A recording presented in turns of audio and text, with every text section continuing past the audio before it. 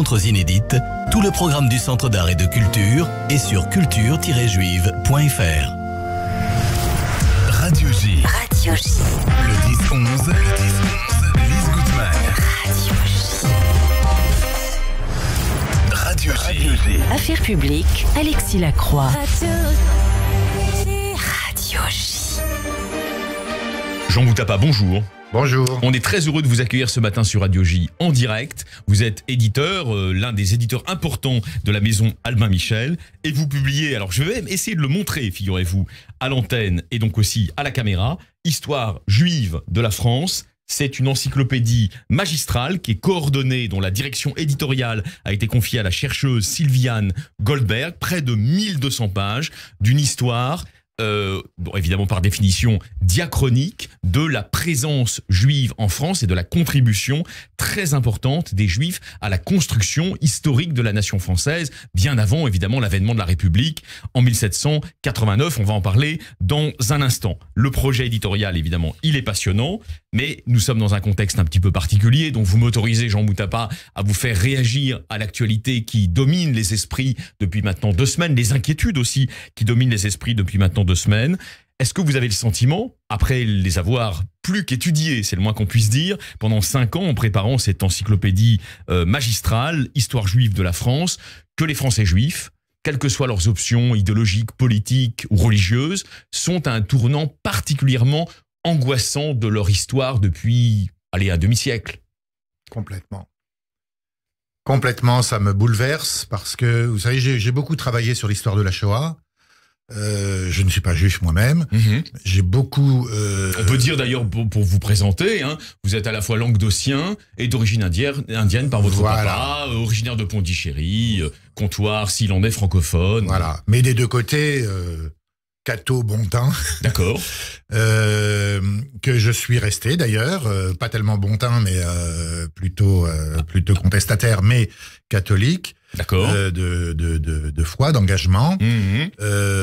Avant tout français. À Pondichéry, on était français d'ailleurs. Hein. Oui, oui, tout à fait. Bon, j'ai une véritable, une véritable fraternité personnel vis-à-vis du monde juif depuis longtemps. Mes amis, Mireille Lebel, Victor Malka. Ça vient de vos amis? Ça vient de mes amis? Non, en fait, ça vient... Enfin, je veux pas faire ma psychanalyse, mais ça vient de l'enfance. Ça vient de ce fameux film qu'on donnait aux enfants en 6e ou 5e à l'époque... Nuit et brouillard, bien sûr. D'ailleurs dans notre encyclopédie on analyse les ambiguïtés certaines de ce film, mais en réalité beaucoup d'enfants et moi-même je l'ai pris comme atteignant les Juifs. Vous aviez 12 ans à peu près quand Nuit et brouillard sort sur les écrans, hein, c'est ça. C'est un basculement pour moi, c'est un bouleversement assez terrible. Oui, et depuis, j'ai eu une sorte de tropisme. Voilà. D'ailleurs, comme vous êtes un grand éditeur d'Albin Michel, c'est vous qui avez apporté un ouvrage majeur, hein, qui avait été coordonné il y a quelques années par nos amis, les historiens Benjamin Stora et le regretté Abdelwahab Medeb, sur les relations entre juifs et musulmans. Pareil, hein, dans la longue durée de l'histoire, c'est vous hein, qui êtes, j'allais dire, l'auteur de cette...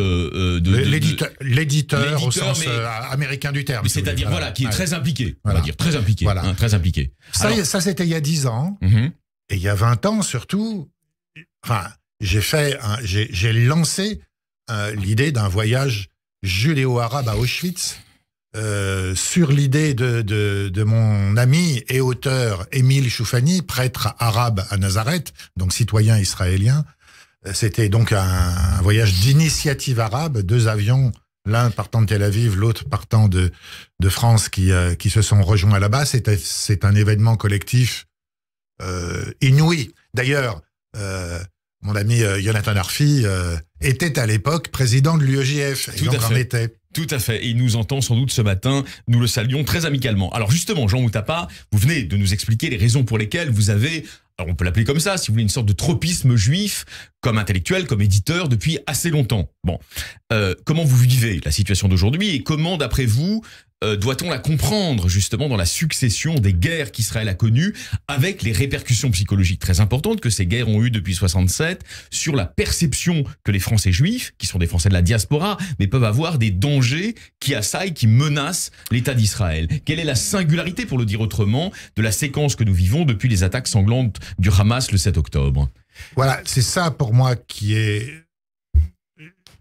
Je n'ai pas l'intention de rentrer dans les détails, c'est trop compliqué sur la guerre elle-même permanente israélo-palestinienne et israélo-arabe. Par contre, ce qui s'est passé le 7 octobre, c'est une rupture dans l'histoire. En quoi, justement, Jean Moutappa? C'est-à-dire que le mode, ce n'est pas... Il y a le fait qu'on est sur le territoire officiellement reconnu par la communauté internationale d'Israël, la première fois. Tout à fait. Et puis, c'est le mode on est dans l'extermination, les bébés, les vieillards, les femmes. Enfin, on est dans l'extermination, on est dans des choses qui rappellent fortement les pogroms. Je dis pas la Shoah au sens de la spécificité de la Shoah qui est l'extermination industrielle, etc. Mais on peut dire les pogroms qui ont préparé la Shoah. Voilà, ou certains assassinats réalisés dans le cadre de la Shoah et sur lesquels le Père des Bois, par exemple, a travaillé, c'est-à-dire avec une intention évidemment antisémite exterminatrice tout à fait nette, même si elle ne s'inscrit pas dans le cadre d'une machine d'extermination. Ce sont deux choses différentes. Oui, mais il y a le parallèle avec les pogroms est peut-être encore plus juste au sens où l'acharnement sur les corps est absolument invraisemblable. Les corps brûlés, les corps décapités, etc. Ça, c'est absolument invraisemblable. Ce qui existait peu dans la Shoah par balle même, parce qu'elle était industrielle. Effectivement, je vous ai invité pour qu'on parle de l'histoire juive de la France. On va le faire dans un instant, mais quand même encore une question de contexte, puisque nous évoquons les rétroactions de cette guerre sur la conscience juive française contemporaine. Vous vous souvenez, 1967, alors vous étiez vraiment très petit, mais enfin, vous l'avez étudié après coup, comme moi.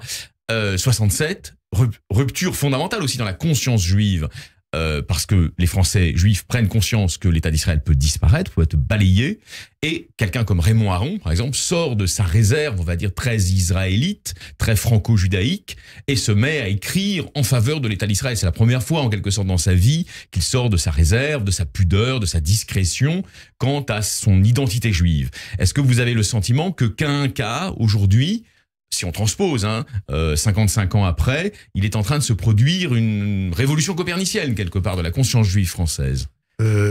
Certainement, je le comprends et je le soutiens, tout simplement. Je le soutiens et je pense que tous les citoyens français devraient le soutenir et faire en sorte que les Français juifs ne se sentent pas seuls face... je parle pas de la politique d'Israël ou de la continuité de la guerre, mais face à cet événement-là. Je ne voudrais pas que cet événement-là soit balayé par d'autres drames, d'autres tragédies, en France d'ailleurs, là-bas ou dans d'autres pays. Vous savez, l'information continue, c'est comme ça. Non, il ne faut pas, il faut qu'on soit plusieurs, juifs et non-juifs, à faire en sorte que cet événement-là ne passe pas comme ça. Jean Moutappa, vous êtes avec nous ce matin sur Radio J. L'occasion de nous rencontrer à ce micro, c'est Histoire juive de la France. Vous en êtes le directeur éditorial et Sylviane Goldberg a fait un excellent travail avec vous, puisqu'elle est la directrice, on va dire, scientifique de ce volume absolument magistral qui rassemble les contributions des meilleurs chercheurs du monde entier, en réalité. On va dire des trois principaux. Beaucoup d'Américains, beaucoup d'Israéliens et de Français. Voilà. Donc il y a 3 continents rassemblés. Mais aussi des Allemands, des Italiens. Exactement. Donc 3 continents rassemblés, 3 aires culturelles qui sont rassemblées au travers justement d'un récit nouveau de la contribution des Juifs à l'histoire de France. C'est un récit, dites-vous, avec Sylviane Goldberg, déghettoisé. Justement, ça répond aux interrogations d'aujourd'hui, c'est-à-dire loin d'être un apport, une greffe extérieure à l'histoire de la France, les Juifs en sont partie prenante depuis toujours, même avant sa fondation. C'est ça que vous vouliez montrer? C'est ça que je voulais montrer. Je ne voulais pas faire une histoire des Juifs de France. Tout à fait. D'abord, ça existe, il y en a plusieurs sur le marché, dont une chez Albin Michel, qui n'est pas mauvaise du tout, en 2 gros volumes. Je connaissais l'auteur, qui est décédé maintenant.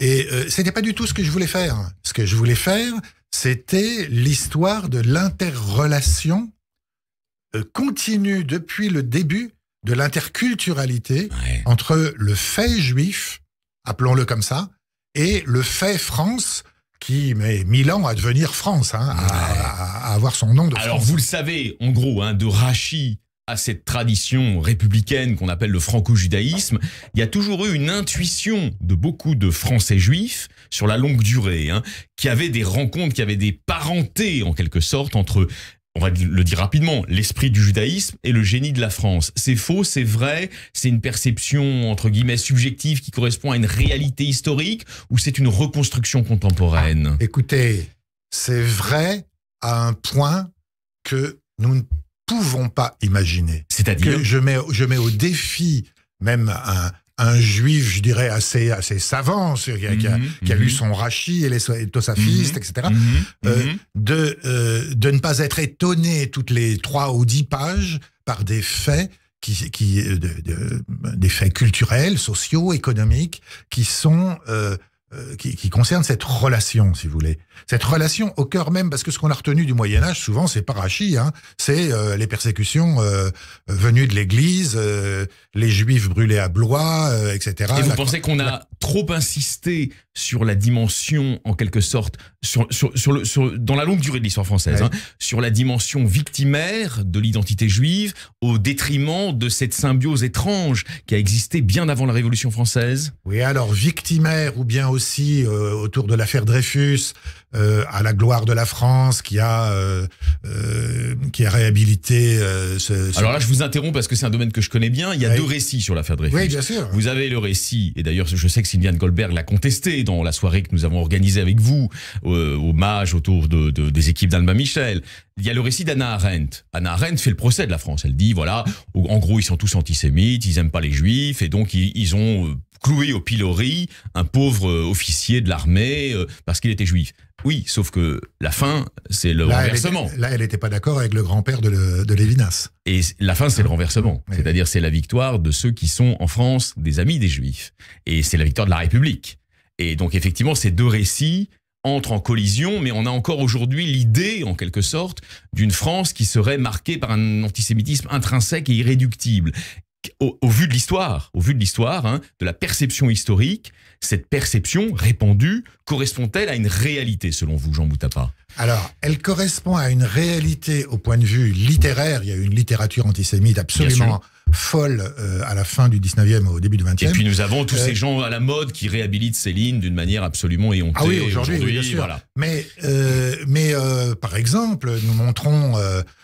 il faut faire de l'histoire, quoi. Et donc, nous montrons que en pleine guerre, même Maurice Barrès, le plus anti-Dreyfusard, réintègre au nom de l'impôt du sang qu'ont payé les Juifs en 1917, la guerre n'est pas finie, il réintègre les Juifs dans ce qu'il appelle les grandes familles spirituelles de la France. On peut en dire un mot d'ailleurs, parce qu'il y a effectivement un article qui évoque largement cette révélation qu'a eu le chef du nationalisme républicain, Maurice Barrès, lui-même homme politique d'ailleurs, élu boulangiste de la Meurthe-et-Moselle, etc.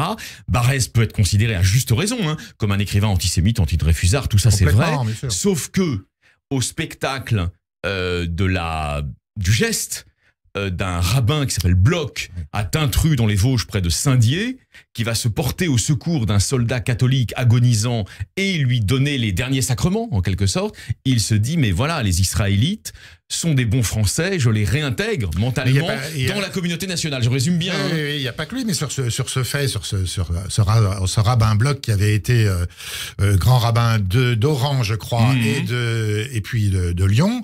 Il y a des monuments partout en France. Tout à fait. Qui s'érigent. Ce que vous êtes en train de nous suggérer ce matin, et c'est passionnant, c'est que, évidemment, il faut être lucide sur l'antisémitisme. Il renaît aujourd'hui sous des formes nouvelles. Il est très inquiétant. Il est répandu, bien sûr, aussi à l'extrême droite. Tout ça est absolument vrai. Mais il ne faut pas non plus l'essentialiser. Et il y a aussi une part de la France qui échappe. À preuve, l'écrivain nationaliste, Maurice Barrès, qui finalement renonce à son antisémitisme au spectacle du sacrifice d'Abraham Bloch. C'est-à-dire que cette rhétorique antisémite est toujours le signe d'autre chose. En l'occurrence, à la fin du 20e et au début à la fin du 19e et au début du 20e, elle est le signe d'une résistance à la République. D'ailleurs, elle s'associe à la haine anti-maçonnique et à la haine anti-protestante. Tout à fait. C'est les fameux États confédérés, la maçonnerie, le luthérianisme, le judaïsme et le quatrième, j'ai oublié, sous la plume de Charles Maurras, qui est alors lui, pour le coup, un doctrinaire de l'antisémitisme d'État, qui lui ne renoncera jamais à l'antisémitisme. Non, y compris pendant la Shoah. Mais on montre par exemple que dans les années 20, en même temps qu'il y a ce qu'on appelle le réveil juif avec Edmond Flegg, Pourquoi je suis juif, publié, et qui a du succès. Moi, j'ai tenu à avoir la couverture de Zilberman, prix Femina 2022, complètement oublié, de Jacques de la Cretelle, catholique qui terminera académicien. Et c'est voilà, alors, avec des préjugés, etc. C'est l'époque, mais quand même, c'est l'histoire d'un petit protestant qui prend la défense d'un petit juif à l'école, etc. Alors il y a des contributions très intéressantes dans le dictionnaire. On peut pas les évoquer toutes. Celle de Sylviane Goldberg, évidemment, qui est la directrice scientifique du projet, mais celle qui a pensé. C'est elle qui a pensé. Elle l'a très bien pensé, avec encore une fois un trépied de chercheurs israéliens, français et américains, mais aussi des Allemands, des Italiens, des Tchèques, etc., même des Russes. Et il y a des contributions sur ce sujet de la République et des Juifs, qui est un sujet qui nous intéresse encore aujourd'hui, et qui intéresse les institutions juives, qui intéresse Chaim Korsia, qui intéresse Yonatan Arfi, etc. Il y a des contributions très intéressantes de l'historien américain francophone Philippe Nord, parce que Philippe Nord, c'est le spécialiste de ça. Qu'est-ce qu'on peut dire à nos auditeurs, justement, pour leur donner envie rapidement de s'y reporter et de voir qu'il y a eu, effectivement, au 19e siècle, en dépit de l'antisémitisme, en dépit de l'affaire Dreyfus, une rencontre au sommet du républicanisme, souvent d'ailleurs maçonnique, et du judaïsme français? Écoutez, c'est une véritable histoire d'amour. C'est ce que Pierre Birnbaum appelait les fous de la République. Voilà, les fous de la République. Ça commence très tôt, au milieu du 19e, même dans les années 30, sous Louis-Philippe. Les premiers républicains sont des juifs.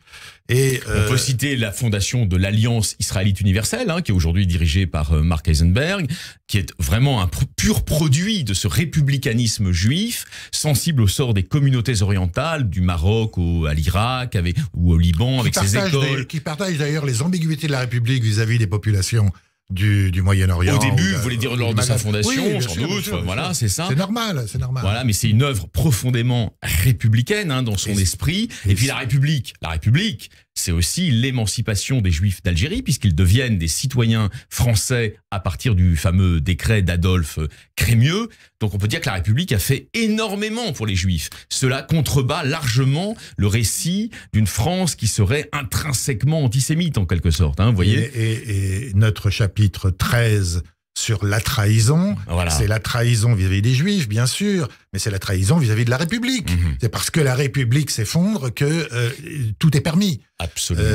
Et ensuite, c'est la quatrième partie de l'encyclopédie, c'est la lente reconstruction à la fois de la République, en même temps des institutions juives, et cette République se reconstruit en fait avec la lente émergence de la mémoire de la Shoah. Alors justement, j'allais vous interroger là-dessus, parce qu'il nous reste 4 minutes, on est en direct avec vous.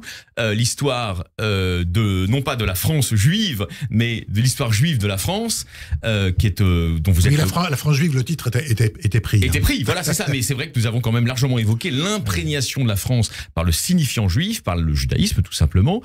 Et donc effectivement, le titre, même s'il était dirigé contre le judaïsme, évidemment, faisait allusion à cela aussi, bien sûr, sous la plume de cet antisémite déchaîné qui était Drummond. Dernière question, parce que vous avez raison, c'est très important. Vous y consacrez plusieurs entrées, d'ailleurs. Il y a donc la prise de conscience très lente, au fond, de la responsabilité de l'État français de Vichy dans la contribution importante qu'il a eue à l'exécution de la solution finale sur le sol de la France occupée par l'occupant nazi. Bien.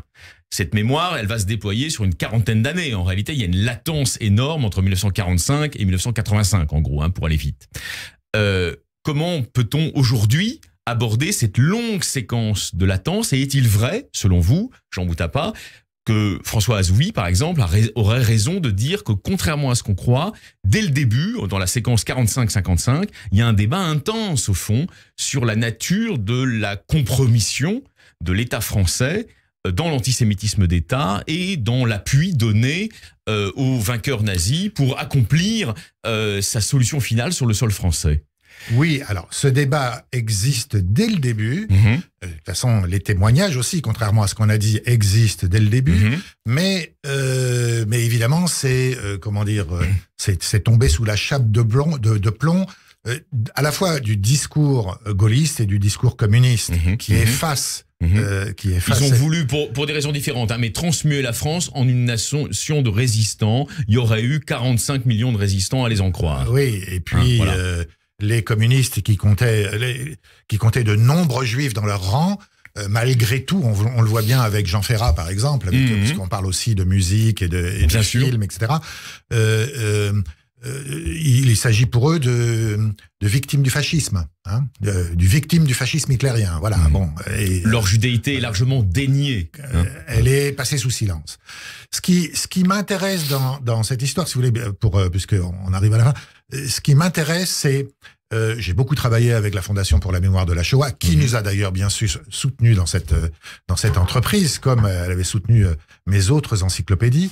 Mais ce qui m'intéressait là, justement, c'était bien sûr toute l'histoire, non seulement de la Shoah, mais de la lente émergence donc de cette mémoire-là, de cette réintégration de cette mémoire spécifique dans la mémoire collective nationale. Et on s'arrête d'ailleurs avec ça, avec le discours de Chirac et avec l'an 2000. Je précise que nous ne parlons pas des années 2000 et 2010. Nous nous arrêtons justement à l'an 2000 pour cette raison. Mais moi, ce qui m'a intéressé, et c'est ça mon mot de la fin, si vous voulez, ce qui m'a intéressé, c'est qu'est-ce qui a été tué. Il ne faut pas seulement parler des Juifs en termes de droits, de victimes, d'antisémitisme, etc. Mais qu'est-ce qui a été tué? Quelle est cette culture? Toute une culture commune, voilà. Jean Moutappa, encore une minute. Vous vous souvenez des paroles? C'était au moment d'ailleurs des attaques de Daesh contre la France, et notamment contre l'hypercacher. L'ancien Premier ministre Manuel Valls, socialiste à l'époque, avait dit dans un discours mémorable qui avait beaucoup touché les Français juifs, tous les Français juifs, même ceux de droite qui n'étaient pas d'accord avec lui politiquement. La France sans les Juifs ne serait plus la France. Cette parole, elle reste d'une immense actualité, n'est-ce pas? Je l'ai reprise dans mon avant-propos en ajoutant que le judaïsme international, aujourd'hui, de New York à Jérusalem en passant par l'Europe, et par la France qui compte la plus grande communauté juive d'Europe, que le judaïsme dans son ensemble ne serait pas ce qu'il est sans son histoire française. Merci beaucoup Jean Moutappa d'avoir fait un tour par Radio J. C'était passionnant, histoire juive de la France, pour tout comprendre aussi de la situation très angoissante que rencontrent les communautés juives en France aujourd'hui, ces jours-ci. On vous souhaite une très bonne fin de semaine. C'est chez Albin Michel, naturellement, je l'ai dit, je le redis, histoire juive de la France. Et le prix est assez modique, enfin pour une somme pareille, de 1200 pages. Vous pouvez nous le rappeler? Il est de 49,90 €. 49,90 €, c'est pas beaucoup. Il devrait valoir le double sans la Fondation pour la mémoire de la Shoah, la Fondation du judaïsme français, la Fondation Rothschild et d'autres... Le Consistoire et d'autres institutions. Et aussi le Centre national du livre, c'est-à-dire l'État. Absolument, le ministère de la Culture. Merci beaucoup Jean Moutappa. Un très bon Shabbat à vous. Merci, Shabbat Shalom.